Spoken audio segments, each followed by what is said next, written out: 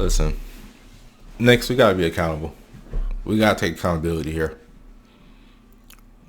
You told your head coach that they were safe and they were in a perfect position with their job. 24 hours later, you fire him and hire a new coach already. Let's just dive in, man.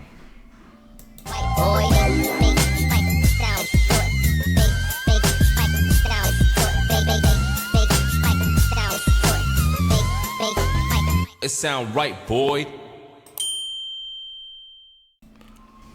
That did not take long. Tom Thibodeau being let go by the Knicks after 5 seasons.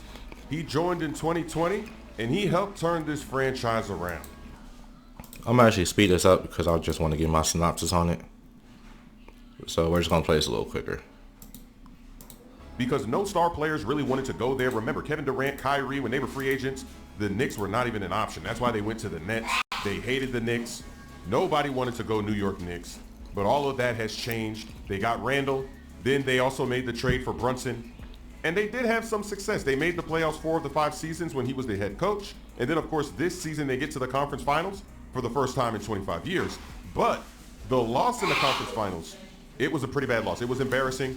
It was the worst playoff loss that we've ever seen in NBA history. I've never seen a team up that much at the end of a game and then lose. They let Halliburton do the Reggie Miller choke. Come on now, that was a breakdown for the ages. Then, of course, in this series, he made a lot of mistakes. He really did. He had to start changing his rotation late in the series. He was getting out-coached. It was terrible. And then in the closeout game, their defense was atrocious. They were giving up layups. They were giving up fast break points after they scored. They would score a bucket, and then the Pacers would run down the court and score in 5 seconds. I've never seen that either. So why were they doing that? Were they tired? Were they gassed? Did they just give up? I don't know, but somebody's got to be to blame, and you know that NBA teams, they never blame the players.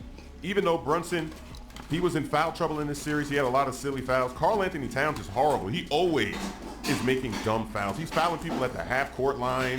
This happens every game. But somebody's got to stop that. Somebody's got to tell him, hey, stop fouling like that. So obviously the coach, if you know you have a guy who does that, why don't you coach him to not do that? All of the moves that they made when they went to go get Bridges and they got Karl Anthony Towns, right? They lost a lot of draft picks and it didn't work out. So somebody's got to get blamed because you didn't put this team together to make it to the conference finals. You put it together to win a championship, to get New York back on top, and you're not even close. You're going to get eliminated in embarrassing fashion. So you're going to have to make a change, and they think that the roster is okay. It's a coaching change that they need to go to the next level. And you never know. Sometimes it is the coach that you bring in a new coach, and then it does change. You actually go to the next level. Because you look at the roster, they're supposed to be better than they were. All season long, they couldn't beat any of the good teams. That was the narrative. They did get rid of the Celtics. That was impressive. But then how come you're having issues with the Pacers? That was crazy. Come on now. How are you losing game 1 and game 2 at home? How many teams in NBA history have done that want to win a championship? Should he have been fired, Knicks fans? Give that guy a man. Okay, here's my quick analysis. First of all, we got to take accountability. You told your whole organization in the world, pretty much, that Tom Thibodeau was safe. You know, he was doing a good job coaching. I want him back. Your players express how much they love him as a coach. And as a result, the next day y'all fire him and hire somebody else in the same day. This to me just pretty sure it rubbed everybody the wrong way. Don't be surprised if you see a couple key players moving next year. Or just some drama in general. This kind of creates like a whole question about loyalty and just, do you want to play for an organization like that?